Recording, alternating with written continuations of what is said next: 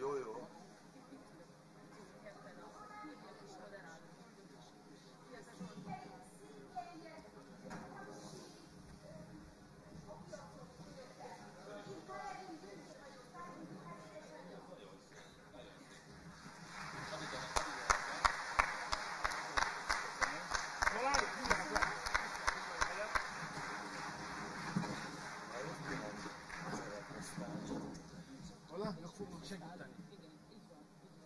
A lányok fognak segíteni?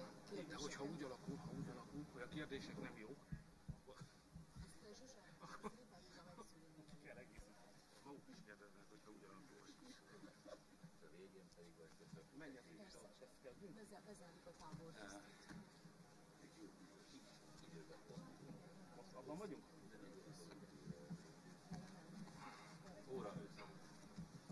Jó reggelt kívánok mindenkinek, tisztelt hölgyeim és uraim! Az a hír járja, hogy a magyar televízió és a magyar rádió is adja mindazt, ami most történik, ezért a szokásos forgatókönyvtől eltérően nem a Németh Zsolt államtitkár úr nyitja meg a mai pódiumbeszélgetést, hanem én rögtön a közepébe is vágok.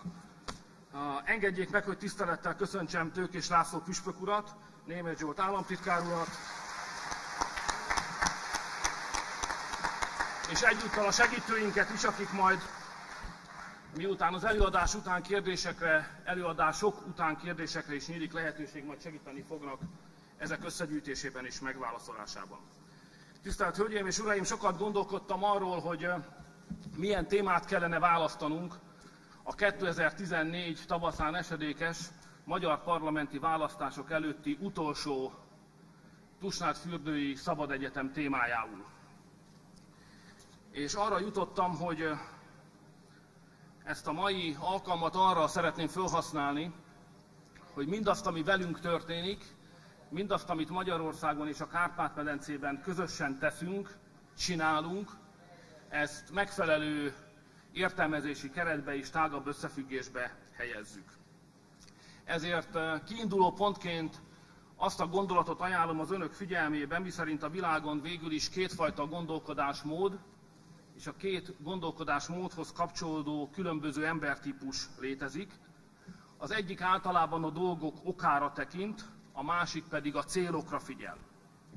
Tisztelt Hölgyeim és Uraim, mindkét megközelítésnek és gondolkodásmódnak megvan a maga helye és megvan a maga értelme.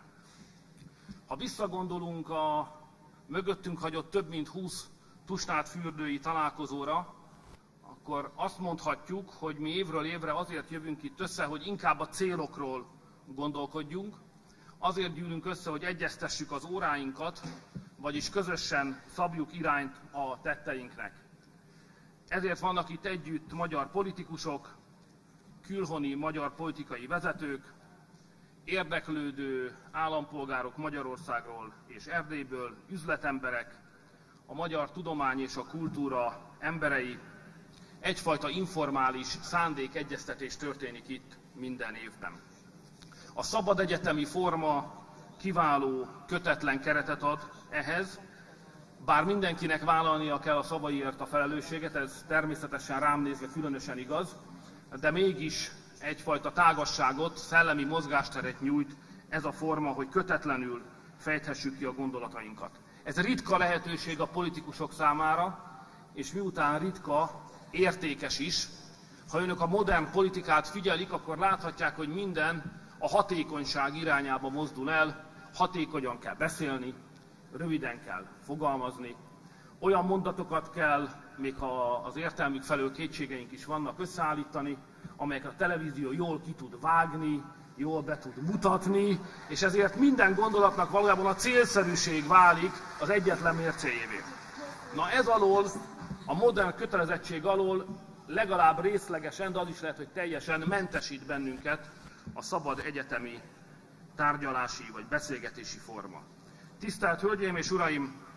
A szabad egyetem jövőre lesz 25 éves, és bár vita van, hogy a magyar rendszerváltás 89-hez vagy 90-hez kötődik, ezért bizonytalanok lehetünk az évszám pontos meghatározása felől, de mégis mondhatjuk, hogy negyedszázados a magyar rendszerváltás is. Ez elegendő távlatnak tűnik, hogy elválasszuk egymástól azt, ami egyszeri volt, és így mulandó, attól, ami rendszerszerű, és talán törvényszerű is, és föltehetően hatásában is állandó.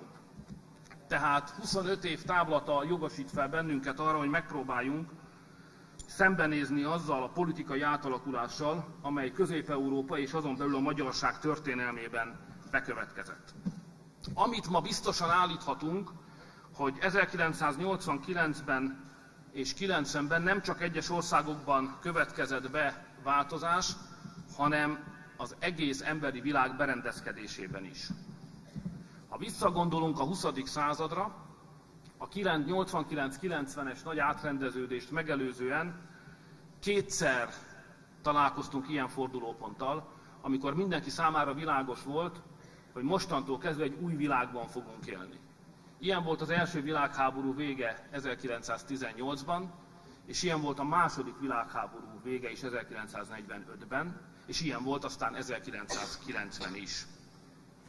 Amikor a világ ilyen léptékben átalakul, akkor az addig fönnálló hatalmi, gazdasági és politikai viszonyok érvényüket vesztik, és egy új korszak kezdődik. Ha visszagondolnak 1918-ról szóló tanulmányaikra, ugye azt tanultuk arról a korszakról, hogy kiderült, hogy a jövőre nézve Franciaország többé már nem nagy hatalom, megkezdődött Nagy-Britannia világpozícióinak hanyatlása, és megindult az Egyesült Államok felemelkedése. Az oroszok és a németek meggyengültek, a mi monarchiánk összeomlott, és ez a vákuum lehetőséget teremtett arra, hogy a közép-európai népek függetlenségi törekvései ezt a térséget szétszabdalják.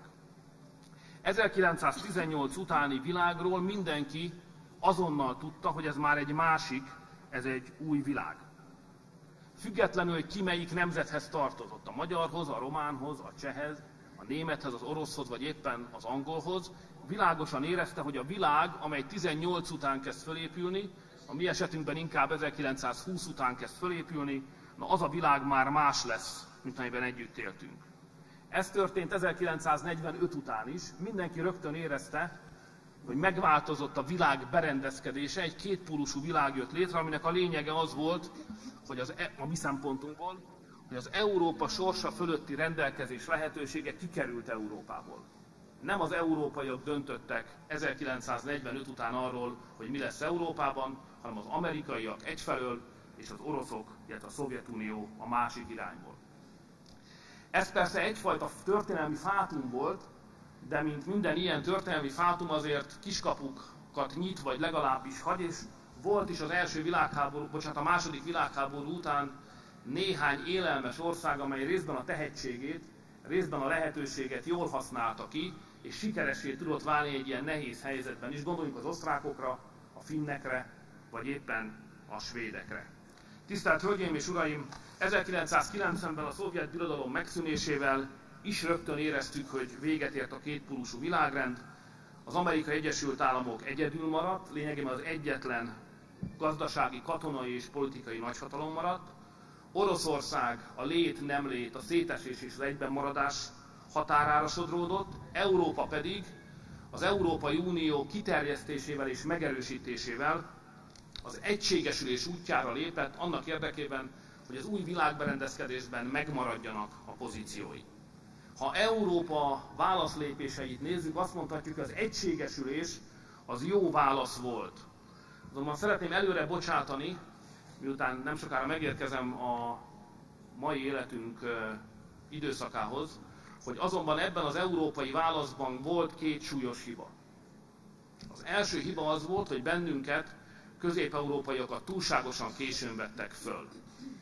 2004-ben vettek föl bennünket, holott egyébként a 90-es évek közepén is megtehették volna ezt, és ha azt a tényt vesszük figyelembe, hogy ma az egész Európai Unió területén gazdasági növekedés elsősorban Közép-Európából származhat, tehát a gazdasági tartalék igazából Közép-Európában van, a növekedési lehetőség innen származik, nyugodtan megfogalmazhatjuk azt az állítást, hogyha a 90-es évek közepén fölvettek volna bennünket, akkor a 2008-as gazdasági válság már egy sokkal erősebb Európát állított volna kihívás elé, és valószínűleg könnyebb is lett volna jobb válaszokat találnunk. A második hiba, amit az alapvetően jó európai válasz megfogalmazása közben az akkori vezetők elkövettek, az pedig úgy összegezhető, hogy miközben létrehoztak egy pénzügyi uniót, egy közös pénzrendszert alakítottak ki, ezt nem konzekvensen tették, nem gondolták végig, nem minden elemében valósították meg, és még egy ilyen pénzrendszer létrehozása átgondolatlanul is sikeres, ha a világgazdaságban fellendülés és konjunktúra van, amint válság következik be, ennek az átgondolatlansága és gyengeségei azonnal fölszínre kerülnek, ezt nevezzük ma az eurózóna válságának, amely a 2008-as, egyébként Amerikából kiindult pénzügyi válságként ismeretes. Tisztelt Hölgyeim és Uraim!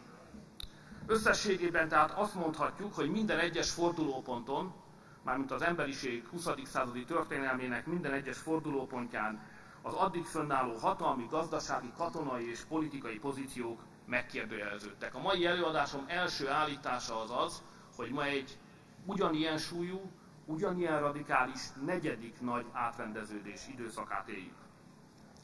Ismét megkérdőjeleződtek, és egyidejűleg kérdőjeleződtek meg világpolitikai pozíciók a fönnálló hatalmi berendezkedésben. Megkérdőjeleződött Európának a súlya és a szerepe, és ma már reális veszélyként kell szembenéznünk azzal, hogy a kontinensünk elveszítheti azokat a kulturális, gazdasági és civilizációs pozíciókat, amelyeket egyébként hosszú évszázadokon keresztül birtokolt. Vagyis egyáltalán nincs megírva az a csillagokba, hogy a mostani európai gazdasági válság néhány évig tartó átmeneti periódus, könnyen lehet, hogy ez egy hosszú, hanyatló szakasszá válik.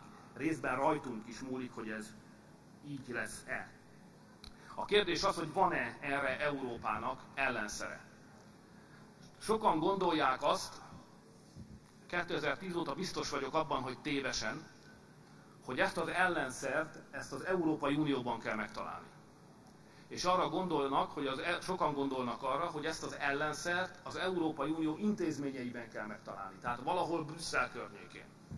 És az elmúlt 3 évben én megtanultam, hogy ez nem lehetséges, mert az Európai Unió intézményei, legyen szó a bizottságról, az Európai Parlamentről, vagy akár a miniszterelnököknek a tanácsáról, alkalmatlan arra, hogy az Európa előtt álló történelmi kihívásokra válaszokat fogalmazzon meg. Ilyen válaszok kizárólag nemzetállami alapokon születhetnek meg. A kérdés tehát a kérdés nem az, hogy Európának van-e válasza a hanyatlás megállítására, hanem az a kérdés, hogy a németeknek van-e válasza. A franciáknak van-e válasza, az angoloknak van-e válasza, a magyaroknak, a lengyeleknek, a románoknak vannak-e válaszai. Mert a sikeres európai válasz az a sikeres nemzeti válaszok összességét jelentheti majd. Tisztelt Hölgyeim és Uraim, a második dolog, ami megkérdőjeleződött, és aminek az időszakát ma mindannyian közösen éljük, az Egyesült Államok elsődleges szerepének megkérdőjeleződése.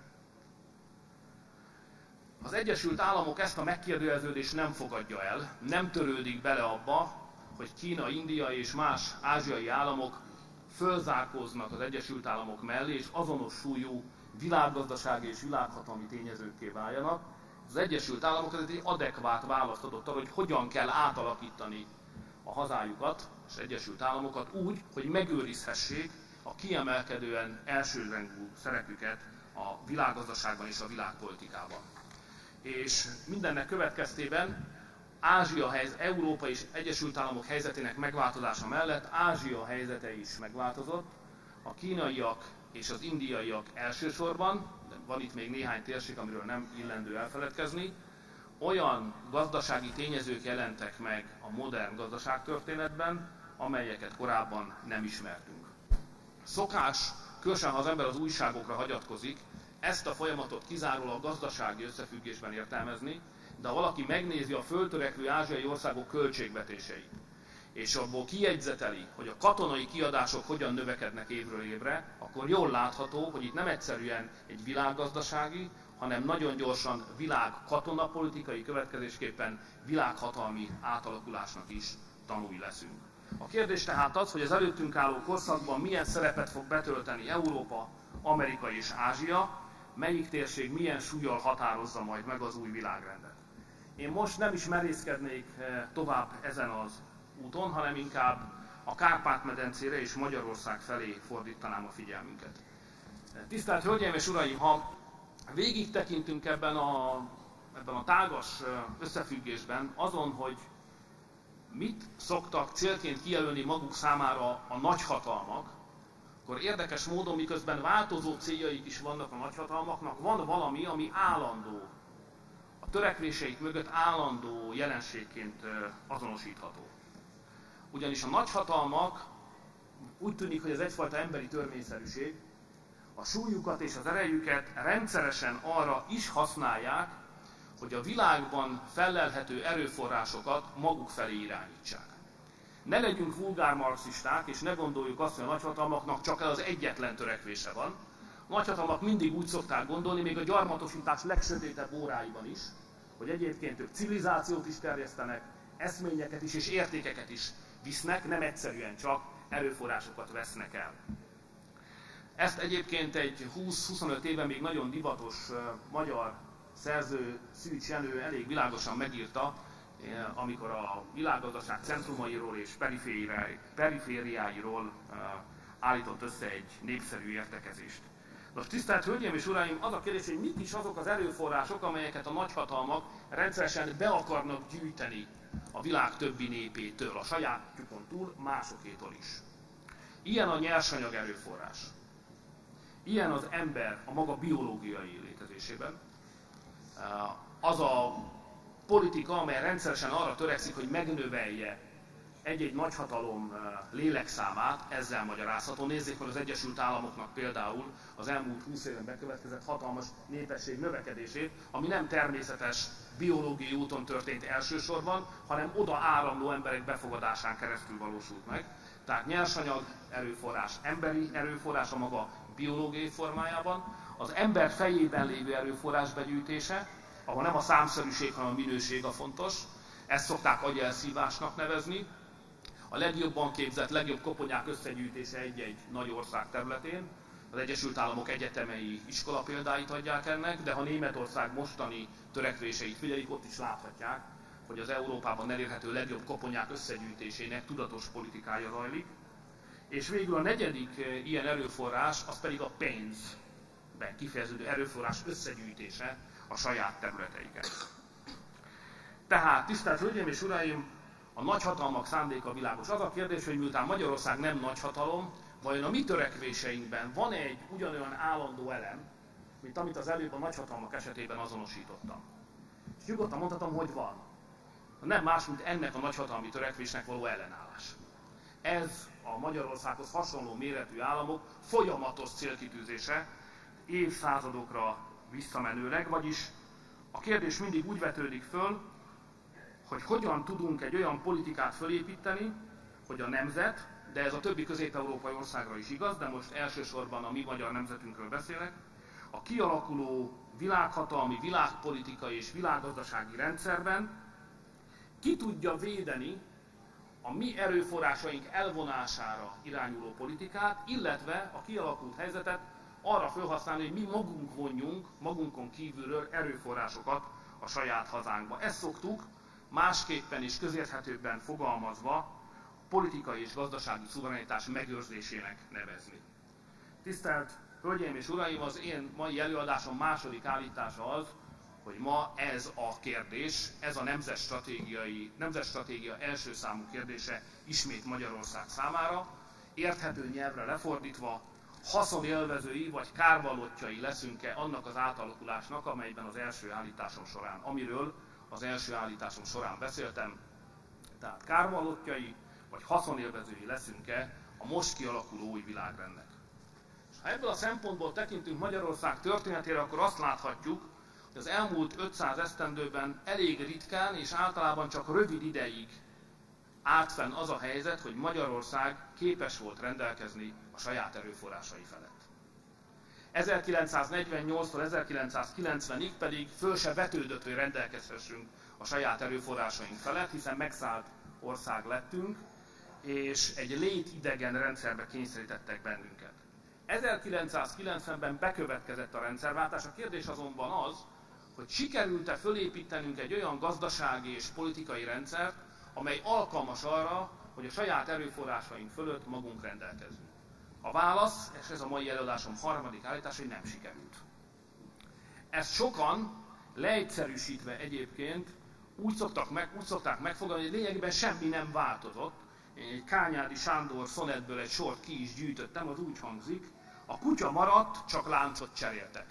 Ez félreértése a helyzetnek, mert kétségkívül olyan gazdasági és politikai rendszert, amelyen meg tudtuk volna védeni, és saját hatáskörben tudtuk volna tartani az erőforrásainkat, ugyan nem tudtunk kialakítani, de ez már nem a régi világ, ez már egy új világrend, új eszközök, és egy teljesen új eszközrendszer, amelyet ezen célok érdekében mind a nagyhatalmak, mind pedig a magunkfajták használni szoktak. Tehát nem lehet egyszerűen azt mondani, hogy az oroszok helyére valaki más lépett, elmentek a tankok, megjöttek a bankok, tehát ezek nagyon jól hangzanak, van is benne valami igazság, de valójában ez negligálja, ez figyelmen kívül hagyja azt a minőségi változást, amely közben a nagyhatalmak és a Magyarország méretű országok között fönnálló kapcsolatrendszer minőségében bekövetkezett. Összességében azonban egyet kell értenünk, csak más logika mentén a Kányádi féle véleményekkel, hogy gazdasági és pénzügyi értelemben 1990 után a politikai szabadság ellenére is Magyarország egy kiszolgáltatott és kihasznált ország maradt. Ez magyarázza azt, hogy azok a remények, amelyek a magyar életszínvonal gyors növekedéséhez kapcsolódtak, a magyar életminőség megjavulásához, viszonylag történelmi léptékben gyors megjavulásához kapcsolódtak, ezek nem teljesültek. Tehát kiszolgáltatott országnak annyit tesz, hogy a hazádban előállított javak kikerülnek a rendelkezésed alól, és valahol máshol hasznosulnak.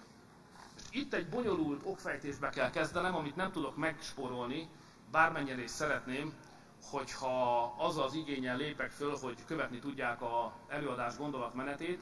Ez a bonyolult, zárójeles okfejtés, amiben most belevágok, ez riasztóan hangzik, a GDP és a GNI közötti különbség megvilágítását jelenti.